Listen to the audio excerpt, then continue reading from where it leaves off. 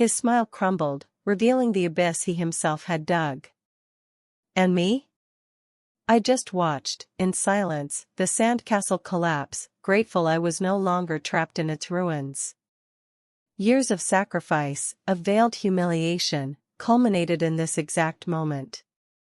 The truth, as always, would find its way, and with it, justice, cold and relentless, for those who underestimated the strength of a woman. The air in the lawyer's office was heavy, thick with the tension. Daniel, my ex-husband, radiated like a dark aura. He was pale, a grayish tint covering his once tanned face, his eyes wide, fixed on a document that Andrew, his lawyer, had just handed him. His hands trembled slightly, a stark contrast to the arrogant posture and smug smile he always displayed in public. Cold sweat trickled down his forehead, dampening the collar of his designer shirt. Emma, sat on the other side of the polished mahogany table, maintaining a neutral, almost apathetic expression, like a marble statue. Inside, however, a glacial calm enveloped me, a contained satisfaction I had cultivated for years, drop by drop, through every sleepless night. This moment was the climax, the final act of a meticulously orchestrated play, where every move, every silence, every tear shed in the past, now found its purpose, its cruel and just retribution. Andrew, a man with a tired face and glasses slipping down his nose, cleared his throat, trying in vain to break the suffocating silence that had settled in the room, but Daniel barely seemed to hear him. His eyes, once full of a superior gleam, now reflected a growing terror. His world, built on lies and appearances, on a facade of success and power, was about to crumble, and I was the silent architect of his downfall, the invisible hand pulling the strings. 15 years. 15 years of my life, my youth, my energy, dedicated to building what Daniel, with his pompous, self-important voice, called our real estate empire. But the truth, the harsh and bitter truth, was that it was never ours. It was his empire, and I, Emma, was the shadow behind the throne, the invisible yet essential gear that made everything work. While he paraded at social events, a whiskey glass in hand and a practiced smile, closing deals with a handshake and reaping the rewards of a success that wasn't entirely his, I was behind the scenes, buried in spreadsheets, managing every minute detail. I was the project manager, the accountant, the marketing strategist, the personal assistant, the devoted mother to our son, Ethan, and the impeccable homemaker who kept the mansion in order. My early mornings were filled with the cold glow of the computer screen, with numbers and projects, my days with exhausting meetings and visits to construction sites under the scorching Austin sun, while Daniel only worried about his next golf swing at the club or the next luxury car for his collection. I loved what I did, loved the feeling of building something concrete, of seeing a project come to life, but with every compliment he received, every newspaper article that hailed him as a visionary in the real estate market, a pang of resentment grew in my chest, sharp as a blade. I was the driving force, the mind behind the operation, but he was the face, the public figure, and this silent injustice corroded my soul, turning into an open wound that never healed. The memory of the day he announced the divorce still sent a chill down my spine, even now, years later, as if the cold of that Austin winter day had seeped into my bones. There was no discussion, no attempt at reconciliation, not even a look of remorse in his empty eyes. Just a cold, calculating declaration, uttered in our living room, which had once been my sanctuary, the refuge I had decorated with such care. "Emma, I want a divorce," he said, without even looking me in the eye, as he distractedly flipped through a sports car magazine, as if choosing a new toy. "There's nothing left for me here. I want everything, the house, the cars, the company. You can have Ethan. It's the least I can do for my son's mother." The humiliation was a physical blow, a punch to the gut that left me breathless. It wasn't just the material loss, the loss of everything I had helped build, but the way he discarded me, as if I were an old, worthless object, a piece of furniture he no longer wanted. He wasn't allowing me to keep Ethan, he was dumping the responsibility, the burden, on me, while he freed himself for his new life of luxury and irresponsibility, without a shred of conscience. That same day, I was kicked out of my own home, the house I had decorated with my own dreams, where Ethan had grown up and taken his first steps. I saw Julia, Daniel's new girlfriend, a young, frivolous woman with a sneer on her lips, cast me a look of contempt, a victorious smile that burned my soul. Rebecca, Daniel's mother, who had always treated me with condescension and false sweetness, made sure to remind me that I was never good enough for her son, that I was just a gold digger. Their disdain was a slow poison, but I absorbed it, transforming it into a silent determination, into a strength I didn't know I possessed. The pain of betrayal, however, wasn't limited to Daniel and his family. Hannah, my best friend, to whom I entrusted my deepest fears and most secret hopes, turned out to be a spy, a serpent disguised as a confidant. She, who hugged me and listened to me cry on endless nights, was feeding Daniel information about my every move, every plan, every fragility I naively shared. The discovery was like having the ground pulled out from under my feet, as if the whole world had collapsed around me. There was nowhere left to run, no one to trust. I was alone, with a son to protect and a heart in pieces, bleeding from every open wound. The feeling of isolation was suffocating, a cold vacuum that enveloped me, but it also forced me to look inward, to find a strength I didn't know I possessed, a resilience forged in pain. The greatest pain, however, came from Ethan. My son, my safe harbor, the reason for everything, the only ray of sunshine in my life. Influenced by his father, who spoiled him with expensive gifts and empty promises of a brilliant future, Ethan began to drift away. His words were cutting, his glances, distant, filled with a confusion that tore me apart. "Dad said you don't understand business, Mom," he told me once, with the cruel innocence of childhood, repeating Daniel's poisonous words. Each time he pulled away was a stab in my chest, a wound that seemed to never heal, that stole my sleep and peace. I knew Daniel was manipulating him, using him as a weapon against me, and it tore my soul apart. But I couldn't reveal my plan, couldn't expose the truth to Ethan yet, couldn't risk his safety. I needed to protect him, even if it meant enduring his temporary rejection, even if it meant carrying the weight of incomprehension in my heart. It was a sacrifice I was willing to make, for his safety, for his future, for his happiness. What no one knew, what Daniel would never imagine in his blind arrogance and boundless vanity, was that I already knew. 3 years before the divorce, on a cold, rainy night in Austin, I had discovered the truth about his empire.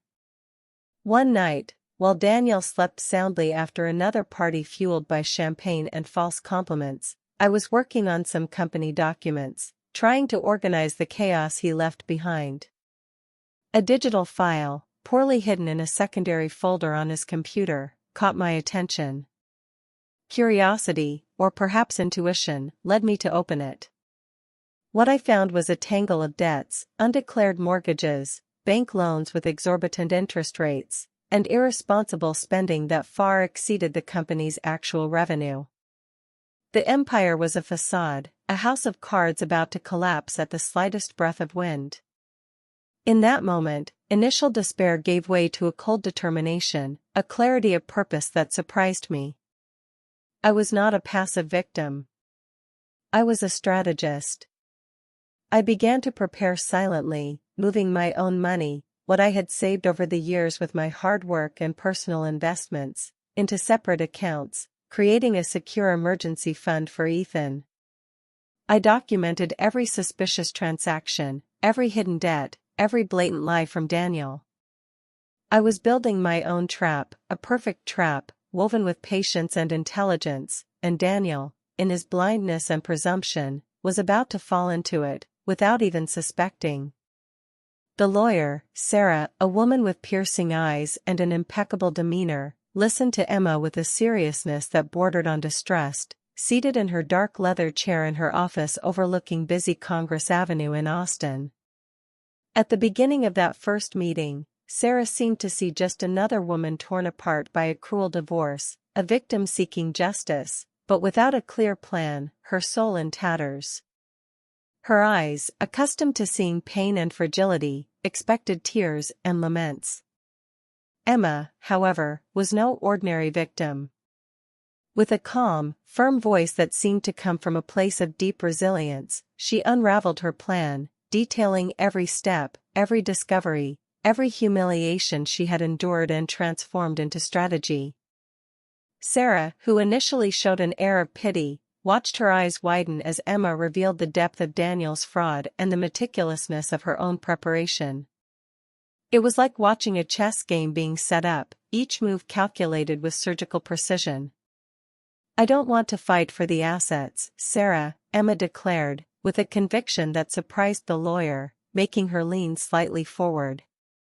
"I want him to win everything. I want him to keep his empire. But I want him to truly keep it, with every brick, every debt, every hidden responsibility he so carefully concealed." The lawyer, who had seen everything in her long career, couldn't help but offer a discreet, almost admiring smile that barely touched her lips. This woman, seemingly fragile and fresh out of a nightmare, was a brilliant strategist, a master of emotional and financial chess, capable of turning pain into a sharp weapon. Emma's plan wasn't about petty revenge, but about justice, about exposing the truth and ensuring Daniel reaped exactly what he sowed, without shortcuts or escapes. The move to the new apartment was a test of resilience that pained Emma and Ethan's souls. From a spacious mansion in a luxury-gated community, with immaculate gardens and a private pool, Emma and Ethan moved to a small, two-bedroom apartment in a more modest Austin neighborhood, where the street noise was a constant and the smell of home cooking mingled in the air. Each unpacked box was a painful reminder of the life they had lost, of the humiliation they had suffered. Ethan, accustomed to comfort, ostentation, and expensive toys, felt the impact of the change more acutely.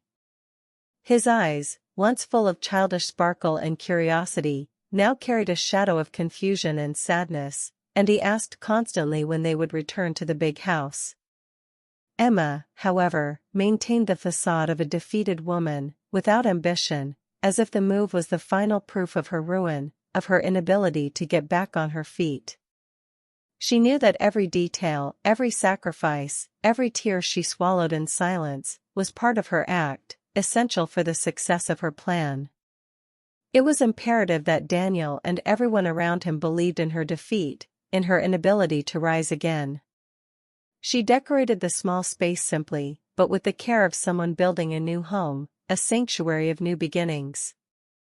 The walls, once empty and lifeless, began to receive framed photos of happy moments, a silent reminder that joy still existed, even amidst the storm, even when her heart felt too heavy to bear. While Emma and Ethan adapted to their new, humble reality, Daniel plunged deeper and deeper into his arrogance and exhibitionism, like a peacock in full display. Convinced of his overwhelming victory in the divorce, he spent recklessly, as if money were an inexhaustible source, a bottomless well. New cars, even more luxurious than the previous ones, extravagant trips with Julia to paradisiacal destinations, expensive dinners at trendy Austin restaurants, everything was displayed on social media, a spectacle of ostentation for the world to see, to rub Emma's supposed defeat in her face. He boasted of having gotten rid of Emma, of having regained his freedom and his empire, as if she were a burden he had finally cast off.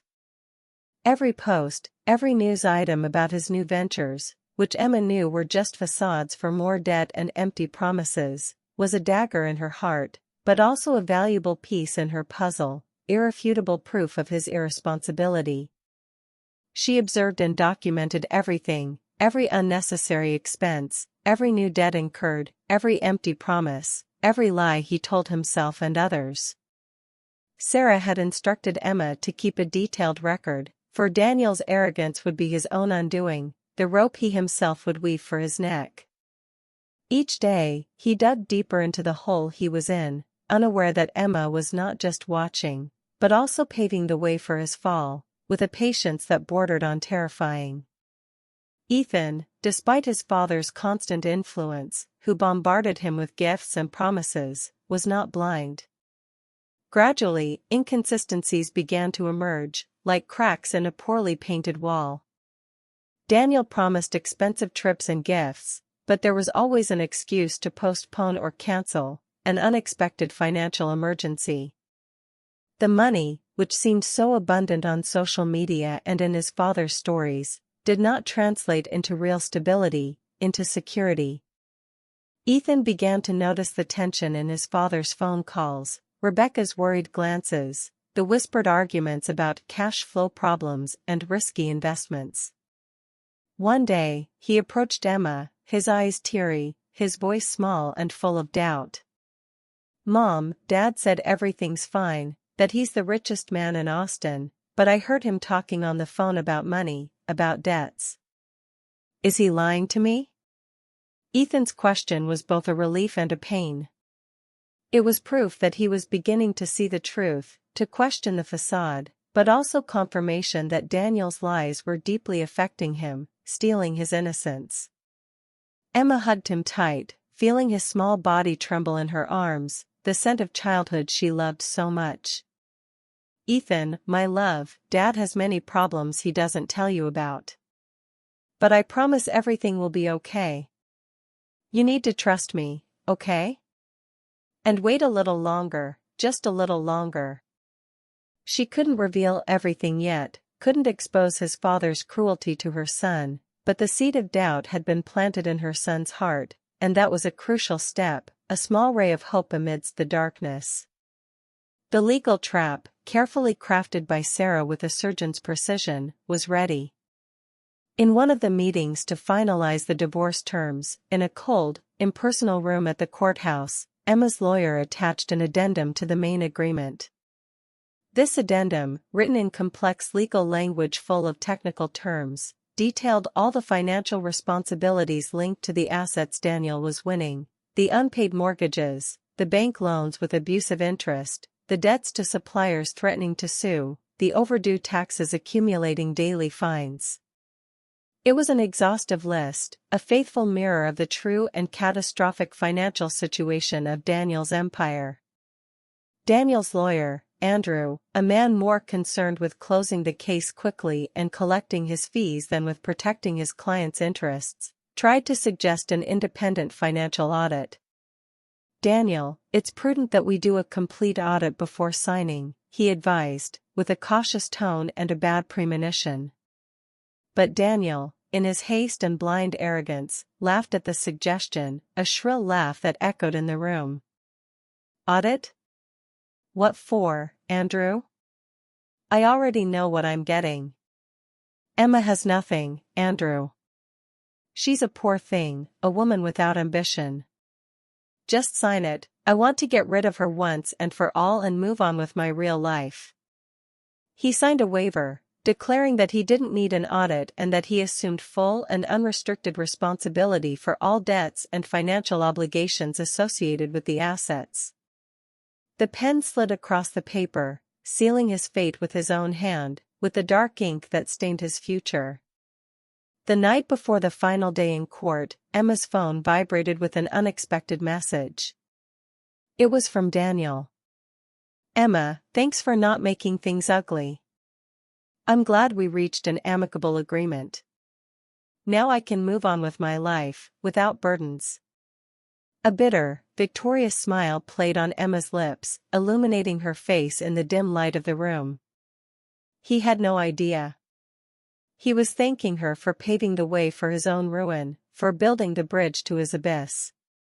He was celebrating his victory without knowing he was about to fall into the perfect trap, a trap he himself had helped build with his blindness, his presumption, and his boundless arrogance. The message was the icing on the cake, confirmation that her plan had worked perfectly, that every sacrifice would be worth it. Emma simply put her phone away, feeling a complex mix of relief, sadness for what once was, and a cold satisfaction that filled her. Tomorrow would be the day of truth, the day Daniel's house of cards would finally collapse, and she would be there to watch, in silence, his fall. The day in court dawned with a gray, overcast sky over Austin, reflecting the heavy, oppressive atmosphere that hung over the courthouse. A fine, persistent drizzle tapped against the windows, like tears from the sky. Emma arrived early, accompanied by Sarah, maintaining her performance as a defeated woman with a mastery that only pain and determination can forge. Her shoulders were slightly slumped, her gaze downcast, as if the weight of the world was upon her, crushing her. Every step was calculated, every gesture, rehearsed, so as not to reveal the storm of emotion swirling within her. She knew that Daniel's eyes, Julia's, and Rebecca's would be on her, seeking confirmation of their victory, proof of her fragility. And she would give them exactly what they expected to see, a broken woman, resigned to her fate, a perfect victim. Sarah, by her side, cast her discreet glances of admiration, aware of the inner strength Emma hid beneath that mask of fragility, like a dormant volcano. The silence in the waiting room was almost palpable, dense, broken only by the whispers of other lawyers and the occasional chime of a cell phone. Emma felt her heart pound, a drum in her chest, a complex mix of nervousness, apprehension, and a strange, almost frightening, euphoria. The moment of truth was near, and she was ready to witness the culmination of her meticulous revenge. Daniel, on the other hand, arrived at the courthouse with the pomp of a king on his throne, his head held high, a smug smile on his lips. Beside him, Julia, smiling and flaunting a newly acquired engagement ring that shone almost obscenely, and Rebecca, with an air of superiority that had always characterized her, as if the world owed them reverence. He barely deigned to look at Emma, passing her with a studied disdain, an air of triumph that bordered on cruelty. His confidence was palpable, almost arrogant, filling the room with his overbearing presence. He was eager to get rid of Emma once and for all, to sign the final documents and enjoy his victory unencumbered, without the burden she represented. Andrew, his lawyer, seemed a little more apprehensive, with a wrinkle of concern between his eyebrows, trying in vain to draw Daniel's attention to some details in the papers, whispering warnings that were ignored. But Daniel ignored him, impatient, his mind already on the celebrations to come, on the headlines that would exalt him. He sat at the table, picked up the pen with a theatrical flourish, and without reading a single line, with the haste of someone wanting to get rid of an annoyance, began to sign the documents the judge presented. Each signature was a seal on his own condemnation, another step towards the abyss Emma had prepared with such patience. The judge, a woman with a serious demeanor and a firm voice, observed the scene with an attention Daniel, in his blindness, completely underestimated. She read the terms of the agreement, the standard clauses, and then, with a precise and deliberate movement, pointed to the addendums Sarah had inserted, a document that seemed harmless at first glance. "Mr. Daniel, do you confirm that you have read and understood all the clauses of this addendum, which details the financial responsibilities associated with the assets you are assuming?" The judge's question sounded like thunder in the silent room, an omen. Daniel, who had barely looked at the document, hesitated for an instant, a flicker of doubt in his eyes. Andrew, pale, tried to intervene, his voice choked. "Your Honor, my client may need another moment to review." But Daniel, in his arrogance and haste to humiliate Emma, interrupted him with an impatient gesture.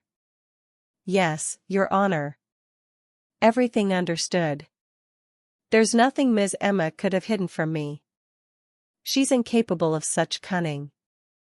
A sneer played on his lips as he signed the addendum, sealing his fate with the dark ink of the pen. Andrew, reviewing the documents after the signature, felt a chill run down his spine, a cold premonition. His eyes scanned the lines, and the color drained from his face. He tried to warn Daniel, whispering urgently, his voice almost inaudible, but it was too late. Shock, disbelief, panic began to take over Daniel's face as he finally realized the trap, the noose tightening around his neck.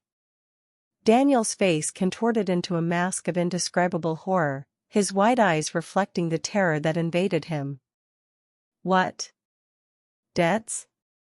What debts are these? This is fraud. Manipulation. I've been tricked. He stood up abruptly, knocking over his chair with a crash that echoed in the room, the sound reverberating like a gunshot. The judge banged her gavel forcefully, the dry, authoritative sound cutting through the air. Order in the court. Mr. Daniel, you signed the documents, including the addendum detailing all financial responsibilities. You waived the audit, by your own express will. There is no fraud. There are only the consequences of your own decisions, your own negligence and arrogance. The judge's voice was unwavering, cold as ice. Daniel tried to argue, to stammer, his words lost in a tangle of despair and rage.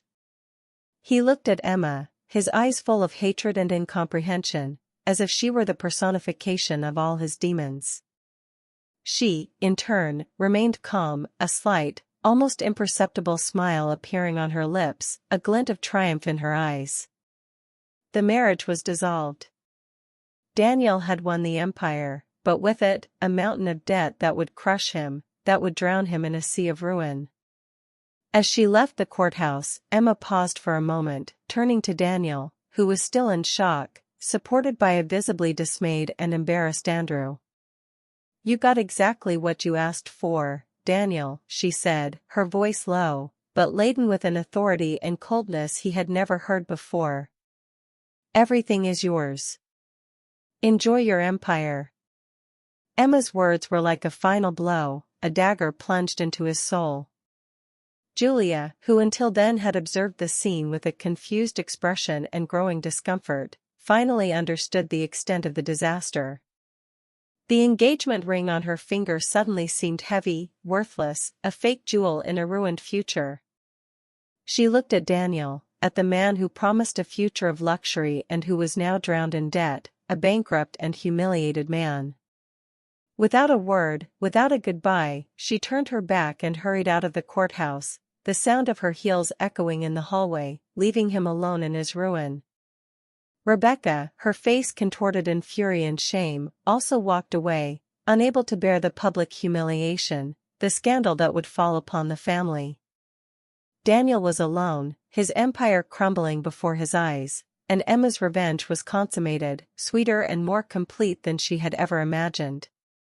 The consequences were not long in coming, and they were devastating. Daniel's empire collapsed with dizzying speed, like a sandcastle swept away by a giant wave. News of his venture's bankruptcy spread quickly through Austin, becoming gossip in all social circles. The house, the luxury cars, the company, everything was seized to cover the debts, auctioned off for paltry sums. He found himself drowning in lawsuits, desperately seeking loans, but no one trusted his facade anymore, his empty promises. Bankruptcy was inevitable, a cruel and deserved fate. Rebecca, who had invested part of her inheritance in her son's businesses, also faced serious financial problems, losing much of her savings, embittered and full of resentment. Hannah, the treacherous ex-friend, saw her reputation tarnished and lost her job at a company that did business with Daniel, being associated with his downfall, with his scandal. Daniel's house of cards not only collapsed but took with it everyone who benefited from his lies, everyone who condoned his hypocrisy. The city of Austin, which once idolized him, now viewed him with contempt and pity, a man who had lost everything, including his dignity. News of Daniel's bankruptcy reached Ethan brutally, not through words, but through glaring absence. His father, once so present with expensive gifts and grand promises, disappeared from his life, as if he had never existed.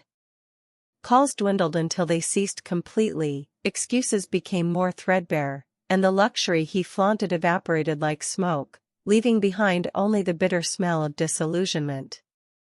Ethan saw the house seized by court officials, the luxury cars towed away, and the desperate expression on his father's face as he tried, in vain, to get money from old contacts, who now avoided him like the plague.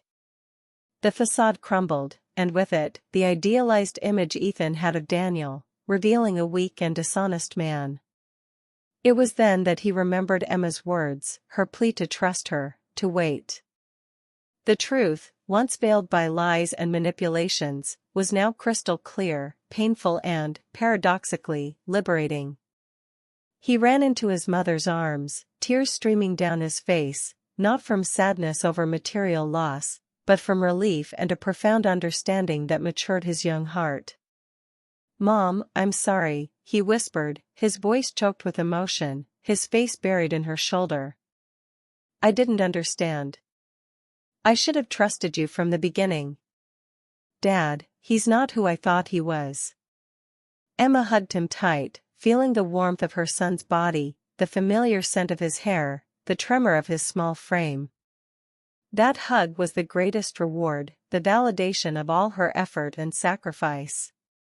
It was the reconciliation she had longed for, the bond that had been broken and now reformed, stronger and more unbreakable than ever, cemented by truth and unconditional love. With the money she had protected in a secure fund for Ethan and a small cash settlement to start over, Emma felt immense relief, a sense of lightness she hadn't experienced in years, as if a gigantic weight had been lifted from her shoulders. It wasn't a fortune, but it was a solid foundation to build a future, far from Daniel's lies, instability, and toxicity. She had always dreamed of working with interior design, of transforming spaces, of creating beauty and functionality, of bringing environments to life with her own vision and personal touch. It was a dream that had been suffocated by her dedication to Daniel's empire, by the exhaustive routine of managing his life and the company, by the annulment of her own identity. Now, with Ethan by her side and newfound freedom, it was time to reclaim that dream, to allow herself to flourish, to rediscover herself. She enrolled in interior design courses at a renowned school in Austin, immersing herself in her studies with renewed passion, a thirst for learning that consumed her, making her spend hours in libraries and studios. Every class, every project, every sketch, was a step towards her own fulfillment, towards building her own empire, an empire of creativity, authenticity, and purpose.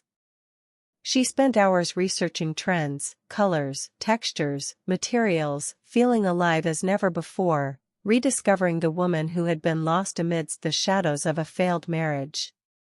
While Emma flourished in her new journey, Daniel's life, on the other hand, was an unprecedented chaos, a downward spiral that seemed to have no end. He lost everything, the house, the company, the reputation he so cherished. Julia abandoned him at the courthouse, without even a goodbye glance, and Rebecca, who once idolized him and saw him as her golden boy, now viewed him with contempt and resentment, bitterly blaming him for her own financial losses, for having ruined the family name. He was alone, drowned in debts that accumulated like mountains, without friends, without support, his phone silenced by former partners and creditors who now avoided him. The arrogance that defined him had transformed into despair, into a deep anguish that consumed him from within, stealing his sleep and peace.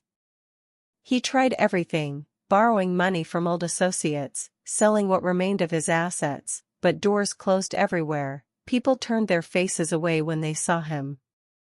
News of his bankruptcy spread like wildfire throughout Austin, becoming gossip in all social circles, and no one wanted to associate with a man who had built his life on lies and deceived so many. He was a shadow of the man he once was, wandering the streets, his gaze lost, his posture hunched, the pathetic image of a dethroned king, a man who had lost not only his fortune, but his dignity and the respect of everyone. Hannah, Emma's former best friend, also felt the weight of Daniel's downfall. Her reputation, once impeccable, was tarnished by her association with the financial scandal. Gossip about her betrayal of Emma spread like a virus, and she was fired from her job at a company that did business with Daniel, as her loyalty and ethics were questioned. Suddenly, Hannah found herself isolated, without friends, without work, her phone silent and doors closing in her face. The envy and malice that led her to betray Emma now turned against her, transforming her life into a private hell. She tried to approach Emma, sending text messages and emails asking for forgiveness, but Emma, with the wisdom that pain had taught her, did not respond. That chapter was closed. Rebecca, in turn, lost much of her savings, invested in her son's fraudulent businesses.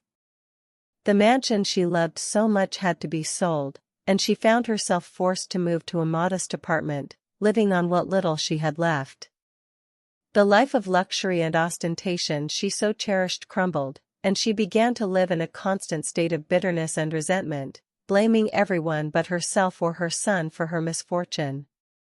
One day, Emma was in her small apartment, reviewing projects for a new client, when she heard hesitant knocks at the door.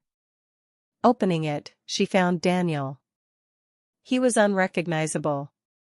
His clothes were wrinkled, his hair disheveled, his eyes deep-set and red, marked by sleepless nights and worry, by a life of excess and now of deprivation. This man, who had once humiliated and coldly discarded her, who had made her feel like the most insignificant of creatures, now stood there, with a look of supplication that deeply shocked her. "Emma," he began, his voice hoarse and choked, almost an inaudible whisper. I have nowhere to go. I've lost everything. Please, help me. I don't know what to do. I made a terrible mistake." The scene was pathetic, a cruel mirror of the humiliation he had put her through years before, an echo of her own pain. For an instant, a pang of pity struck her, a remnant of a distant past, of a love that once existed, but it was quickly replaced by a cold resolution, a clarity she had earned the hard way. She looked at him, at the man who had stolen her dreams, her dignity, and who now asked for her help. She thought of Ethan, of all the suffering he had caused their son, of the pain he inflicted on his own family, of the destruction he sowed. Emma took a deep breath, her voice firm and unwavering, laden with an authority and serenity he had never witnessed. "Daniel, you got exactly what you asked for. You wanted everything, and now you have everything. I can't help you. My life, and Ethan's life, are in a different place now. A place where there's no room for your lies, your destruction, and your irresponsibility." She felt no hatred, only a profound liberation, a peace that filled her completely. The door, which he had once closed in her face, was now hers to close, definitively, with a dry, final sound. The click of the latch was an echo of her freedom, a period at the end of a painful chapter in her life. She turned, feeling a weight lift from her shoulders, and returned to her projects, to her new life, to her new beginning, with the certainty that she had made the right choice, not only for herself, but for her son's future. Months turned into years, and with them, the landscape of Emma's life transformed radically, like a garden flourishing after a long, harsh winter. The small apartment in Austin, once a transitional refuge, became a welcoming home, a sanctuary of peace and creativity. The walls, which once witnessed her silent tears, now vibrated with the colors and textures of her interior design projects. Emma prospered in her new career with a passion and talent that surprised everyone but herself. Her studio, initially a modest corner in her own apartment, flourished and expanded into a charming commercial space in South Congress, one of Austin's most elegant neighborhoods. Clients, drawn by her impeccable taste, unquestionable work ethic, and unique sensitivity for transforming environments, grew daily. Each project was a blank canvas where she poured her soul, creating spaces that told stories, that reflected her clients' personalities. She wasn't just decorating homes, she was building dreams, one room at a time, one day at a time. The peace she felt was profound, a balm for the wounds of the past, and freedom was an intoxicating perfume she inhaled with each sunrise. Ethan, now a teenager, had transformed into an intelligent, sensitive young man, and, above all, proud of his mother. Daniel's shadow had completely dissipated from his life, replaced by the light and stability Emma had built with so much effort. He saw his mother no longer as the humiliated and discarded woman, but as a hero, an inspiration of strength and resilience. Their conversations were open and honest, full of laughter and complicity. Ethan helped Emma in her studio on weekends, learning about colors, textures, and the art of transforming spaces, showing a genuine interest in her work. He was her biggest fan, her confidant, her safe harbor. That hug in the courthouse had sealed a pact of love and trust that nothing else could break. They built a happy and authentic life, based on values of honesty, perseverance, and unconditional love, a life Daniel could never have offered. Their home, though not a mansion, was rich in affection, in laughter, in true memories. While Emma's life flourished, Daniel's continued in a downward spiral, a bottomless abyss that swallowed him deeper and deeper. He lost everything, absolutely everything: the house, the company, his reputation, his friends, his family. Julia, the girlfriend who abandoned him at the courthouse, was never seen in Austin again. Rebecca, his mother, who lost much of her savings in her son's fraudulent businesses, now lived in a small rented apartment in a distant neighborhood, consumed by bitterness and resentment. She blamed Daniel for her misfortune, but also Emma, for having destroyed her son's life. Hannah, the former best friend, also faced social and professional ostracism, living a life of isolation and regret. Daniel, in turn, was bankrupt, homeless, and without prospects. He tried to get back on his feet, but doors closed in his face, people avoided him. The name Daniel became synonymous with fraud and failure in Austin. He was a shadow of the man he once was, wandering the streets, his gaze lost, his posture hunched, the pathetic image of a dethroned king, a man who had lost not only his fortune, but his dignity, his respect, and any trace of humanity. Each day, regret gnawed at him, a pain deeper than any debt, as he realized what he had lost. In the midst of this new phase of her life, Emma met Matthew. He was a landscape architect, with a studio next to hers in South Congress. His warm brown eyes radiated a kindness and intelligence that attracted her from their first meeting. Matthew was the opposite of Daniel, calm, attentive, with a sincere smile that reached his eyes, and a genuine passion for his work. He admired Emma's strength and creativity, and the way she had rebuilt her life. Their conversations were light and profound at the same time, about art, about life, about dreams. He made her laugh in a way she hadn't laughed in years, a free and true laugh. Ethan, who was very protective of his mother, approved of Matthew from the start, sensing the good energy he brought. Matthew didn't try to fill the void left by Daniel, he created a new space, full of light and possibilities. He truly saw her, the strong and talented woman she was, and not an extension of himself. Gradually, a new and delicate feeling began to blossom between them, a true love, built on respect, admiration, and a deep soul connection. Emma, who had sworn never to give herself away again, felt her heart open once more, cautiously, to the possibility of a happiness she thought she had lost forever. Emma's happiness was a stark contrast to Daniel's misery. He, who once had everything, now had nothing. With every piece of news that reached his ears about Emma's success, about her flourishing studio, about Ethan's joy, a pang of regret struck him with the force of lightning. He saw photos of Emma in decorating magazines, smiling, radiant, next to a man who looked at her with adoration. The image of Emma, once so submissive and subdued, was now that of a free, powerful, loved woman. What he had discarded as worthless had transformed into a treasure. The pain of material loss was immense, but the pain of having lost Emma, of having destroyed the family he once had, of having thrown away a true love for his own vanity and blindness, was unbearable. He remembered Emma's small gestures of affection, her tireless dedication, her business intelligence, her discreet beauty that he never knew how to value. Regret consumed him, transforming into a daily torment, a prison without bars, where he was his own jailer. He had traded a diamond for fake stones, and now, reality crushed him with all its weight. The years that followed were a bountiful harvest for Emma, not only professionally but in her own soul.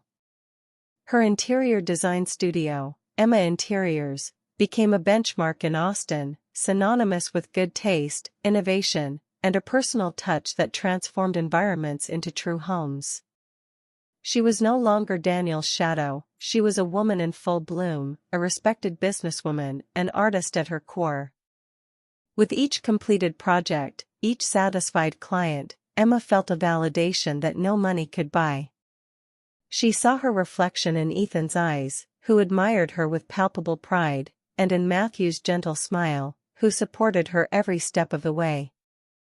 The peace she had found was a treasure, and freedom an endless horizon. She allowed herself small luxuries, like trips with Ethan to explore new cultures and inspirations for her work, and quiet dinners with Matthew, where conversations flowed with a naturalness she had never experienced. Ethan, now a young adult, had chosen to follow in his mother's footsteps, but with his own touch. He enrolled in architecture and urban planning at the University of Texas at Austin, showing a natural talent for drawing and a sustainable vision for the future. On weekends and holidays, he worked at Emma's studio, not as an employee, but as a potential partner, bringing fresh ideas and contagious energy. The relationship between mother and son was a pillar of strength for Emma, living proof that love and truth always prevail. They shared laughter, dreams, and even daily worries, building a complicity that was the envy of many. Ethan not only admired his mother, he understood her on a deep level, having witnessed her pain and her rise. He was living proof that love and truth can heal the deepest wounds. At a special dinner, Ethan confided in Emma his desire to one day open his own architecture firm, perhaps in partnership with her, uniting interior design with sustainable architecture. Emma's heart swelled with joy and pride, seeing her son forge his own path, with the same passion and integrity she had rediscovered. Emma's relationship with Matthew blossomed with the delicacy of a rare flower, but with the solidity of a rock. He was the safe harbor she didn't know she needed, the companion who saw her in her entirety, the strong woman, the devoted mother, the talented artist, and also the woman with her scars and fears. Matthew was a man of few words, but of significant gestures. He surprised her with small details, like a bouquet of her favorite flowers or a dinner he prepared after an exhausting day at work. He listened attentively, supported her in her challenges, and celebrated her victories with genuine joy. With him, Emma felt safe enough to be vulnerable, to share her deepest fears and hopes. They planned small trips together, exploring historic cities and natural landscapes, where the beauty of the world mingled with the beauty of their love. Ethan had grown very fond of Matthew, seeing in him not a substitute for his father, but a friend and mentor, a man who brought peace and happiness into his mother's life. Matthew's love was a gift, a second chance for Emma to experience full and authentic happiness. One day, while Daniel was trying to sell some old items at a thrift store in downtown Austin to get money for food, he saw her. Emma was leaving a nearby art gallery, accompanied by Matthew and Ethan. She was impeccable, with a confident smile on her lips, and her hair was loose in the wind. She wore a simple, yet elegant dress that enhanced her natural beauty. Ethan, by her side, looked like a happy and fulfilled young man, chatting animatedly with Matthew, who looked at her with evident affection. Daniel hid behind a fruit stand, his heart pounding in his chest, a mix of envy, pain, and such deep regret that it made him feel nauseous. He saw the happiness he had destroyed, the family he had broken apart, the love he had thrown away. In that moment, he realized he hadn't just lost money and status, he had lost the only thing that truly mattered, the chance to be loved and to love truly. The image of Emma, radiant and happy, beside her new love and her son, was a harder blow than any bankruptcy, a punishment he knew he deserved, but one that tore him apart inside. He watched until they disappeared into the crowd, feeling like a ghost in his own city, an echo of a past he had ruined. Emma's life was now a beacon of hope and fulfillment, illuminating not only her own path but also that of many around her. Her studio, Emma Interiors, had become a prominent name in the national design scene, with ambitious projects in other major cities and a waiting list that attested to her excellence. She was no longer just a designer, she was a visionary, an inspiration for women seeking to rise and build their own dreams. Her schedule was packed with commitments, from meetings with demanding clients to motivational speeches at events for female entrepreneurs. Every new challenge was embraced with the same passion and determination that had pulled her from the abyss. The inner peace she cultivated was her greatest treasure, and the freedom to be who she truly was, her sweetest and most enduring victory. She allowed herself moments of contemplation, sitting in her garden carefully designed by Matthew, observing the flowers and feeling the gentle Austin breeze, grateful for every small blessing. Ethan, now a brilliant university student, was Emma's pride. His passion for architecture and urban planning led him to spend hours in the University of Texas at Austin Library, immersed in books and projects. He continued to be Emma's right-hand man at the studio, bringing a young and innovative perspective to the projects. The complicity between mother and son was remarkable. They were more than family, they were friends, confidants, and partners.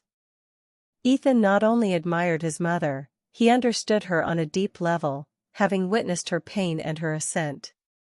He was living proof that love and truth can heal the deepest wounds. At a special dinner, Ethan confided in Emma his desire to one day open his own architecture firm, perhaps in partnership with her, uniting interior design with sustainable architecture. Emma's heart swelled with joy and pride, seeing her son forge his own path, with the same passion and integrity she had rediscovered. The love between Emma and Matthew had deepened, transforming into a soul connection that transcended the everyday. They were proof that true love can rise from the ashes, stronger and more beautiful than ever. Matthew was the perfect companion, the man who saw her in her totality, the strong woman, the devoted mother, the talented artist, and also the woman with her scars and fears. He supported her in her challenges, celebrated her victories with genuine joy, and made her laugh in a way she had never imagined possible. With him, Emma felt safe enough to be vulnerable, to share her deepest fears and most intimate hopes. They had decided to live together, uniting their talents in a life project that would be a reflection of their love. The house they chose, with an exuberant garden designed by Matthew and a welcoming interior decorated by Emma, was a sanctuary of peace and creativity, a home where love flourished in every corner.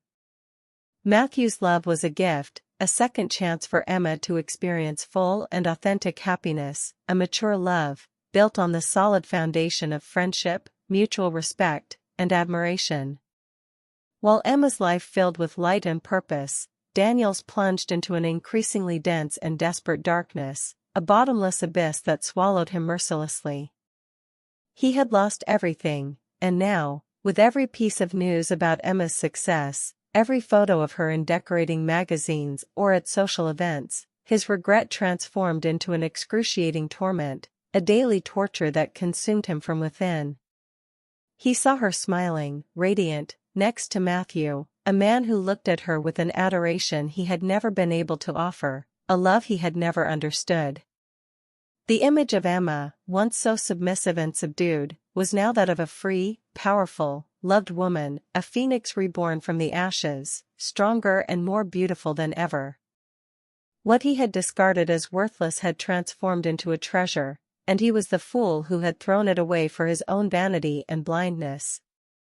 The pain of material loss was immense, but the pain of having lost Emma, of having destroyed the family he once had, of having thrown away a true love for his own arrogance, was unbearable, a poison that corroded his soul and prevented him from finding any peace. He remembered Emma's small gestures of affection, her tireless dedication, her business intelligence, her discreet beauty that he never knew how to value. Regret consumed him, transforming into a daily torment, a prison without bars, where he was his own jailer, condemned to observe from afar the happiness he himself destroyed. Daniel, now a man living on odd jobs and favors, wandered the streets of Austin, a shadow of his former self, a ghost of his glorious past. He saw his old office, now occupied by another company, and the mansion where he lived, with new residents and immaculate gardens, a constant reminder of his downfall. Every street corner in the city was a mirror of his misery, every look of pity or contempt, a stab at his already wounded dignity. He tried to approach Ethan, sending sporadic messages, but his son, though polite, maintained a respectful but firm distance. Ethan had seen the truth, and his father's image had been irreparably shattered, replaced by admiration for his mother.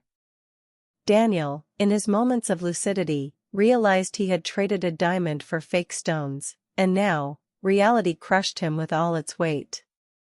He tried to blame Emma, Sarah, fate, but deep down, a voice in his conscience whispered the truth: he was solely responsible for his own misfortune. Solitude was his only companion, and the echo of his own choices, the soundtrack of his misery. Public humiliation became a constant in his life, a daily punishment he could not escape. One day, while Daniel was trying to get a plate of food at a popular restaurant in downtown Austin, he saw her again. Emma was leaving a business meeting in a luxury commercial building, accompanied by Matthew. She was impeccable, with a confident smile on her lips, and Matthew looked at her with an affection Daniel recognized as true love. They got into an elegant car, and Daniel watched them disappear into traffic. The scene was a punch to the gut, a cruel reminder of what he had lost. Later that same day, he found Rebecca at a bus stop, carrying grocery bags, her face marked by bitterness. She saw him, and instead of compassion, her eyes filled with rage. "You ruined our lives, Daniel. Because of you, I lost everything. Emma, that woman, she's living like a queen, and we, because of you, are in misery." His own mother's words were like knives, piercing what remained of his soul. He tried to defend himself, but her words were the naked, raw truth. The humiliation was complete, coming from his own flesh and blood. He walked away, feeling the weight of the world on his shoulders, a solitude deeper than ever.